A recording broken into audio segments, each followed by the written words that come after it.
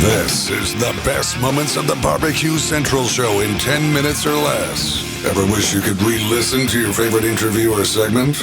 Do you enjoy hearing older shows for the first time in years? Then the best moments of the BBQ Central Show in 10 minutes or less is just what you need.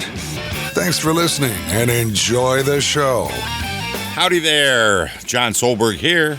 You know I'm the host for the best moments of the BBQ Central Show in 10 minutes or less. And I hope that you know that this show is brought to you by The Butcher Shop. Couldn't do it without them. The Butcher Shop, purveyors of highly sought-after 100% Australian non-crossbred Waivara 9+ briskets. And as always, they're handpicked just for you. You know that The Butcher Shop has been retailing the finest meats for more than 15 years. Every week, they're shipping out competition-quality meats to many of the biggest teams in the competition scene across the nation. Simply put, teams who use The Butcher Shop win, and they win often. You don't have to be a competitor to enjoy these finer cuts. The Butcher Shop can ship you some of the finest prime, dry-aged Australian Wagyu and Japanese Wagyu steaks to people just like you and me who aspire to be the kings and queens of the backyard. The Butcher always has a Berkshire, and you need to try some of that. Compark Duroc, Allegiance Duroc, and Prairie Fresh all-natural pork. It's in stock, and again, it's handpicked just for you. So let's review. The best competition briskets? Check. The best pork selection? Check. Giving you better overall options to cook at home? A check. You give The Butcher Shop a call today. 850-458-8782. That's 850-458-8782.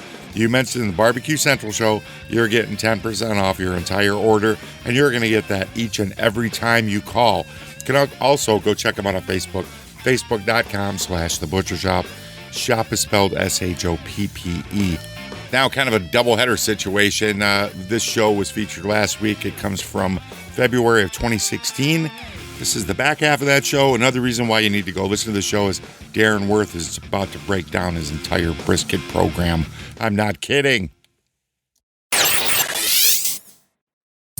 Good enough for third overall KCBS Team of the Year. We head to the hotline and welcome back good friend of the show, the pitmaster of Iowa's Smoky D's, Darren Warth, joining me here on the show. Darren, how are you, buddy? I'm good, Greg. How are you? I'm doing well, man. I appreciate you, staying up late for a brother. It is past my bedtime. Is it? What time do you roll into the rack? Well, 8:30, 9 o'clock at the latest. Yeah. Well, you're probably, are you like up early guy because of the restaurant stuff, or not so much? Oh yeah. I'm up by 5 o'clock. Oh yeah. See, that's like, to me, 5 o'clock in the morning. As much as like the very first second the alarm goes off, I'm like, God, this sucks. But 5 minutes later, I always think between like 5 and 8 are really the most productive hours of the day. Exactly. Yeah. All right. So you're a pretty good brisket cook. We're going to talk about that. And I'm trying to figure out where I want to ask these other questions. Well, let's just get through the brisket stuff real quick. But there's a lot of other really cool barbecue competition stuff that you continue to do very well. 2015 Brisket Team of the Year. How does that grab you?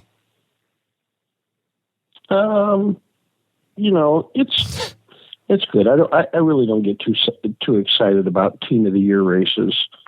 We had a great run in brisket. Towards the middle of the year, I think we had 5 or 6 first place brisket finishes in a row, which kind of catapulted us up there, and then we just kind of stayed there pretty much all year long. So, I don't get too tied up in Team of the Year races. We're more about going out and having fun. You know that.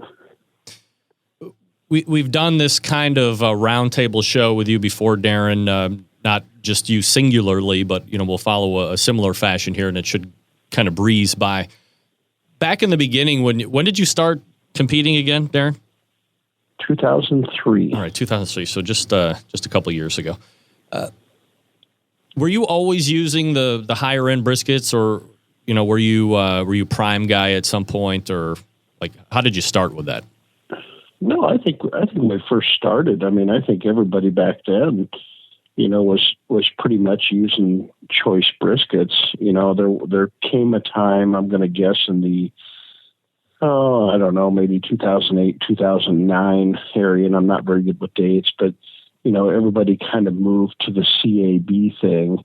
And then, the Wagyu has really only been, it's only been kind of a 3 or 4 year old thing, if I remember right. I mean, we haven't been doing them for a ton of years. Do you feel that it is something that you need to move? Let me re-ask this question. Do you think that in the judge's tent there is becoming an expectation of tasting a Wagyu brisket or not? Well, I don't know, because I really don't taste my food. And we've got to the point that, Sherry and I, neither one of us even taste the brisket at all. To me, it's a tenderness game, but I think the one thing the Wagyu does over all the rest of the stuff is it almost guarantees you the juiciness of the brisket, that marbling's there, compared to, and you may have a prime brisket that's got super marbling. Personally, I'm not sure if I could tell the difference between a prime brisket that was well marbled and a Wagyu brisket. On the judging, I'm not sure I could tell you that difference. But you're not going to take one to a competition at this point. Well, that's right. I mean, you it's when you find something that works, you just repetitively do it over and over again, no matter how boring it becomes. You keep doing the same thing. Darren Warth joining me here on the show. So as we get into the prep of brisket for you guys, has it always been whole packers? Have you ever messed around with flats before? Really? I mean, I've been cooking flats for years. I mean, it's whole packers, of course, but I've always trimmed them out.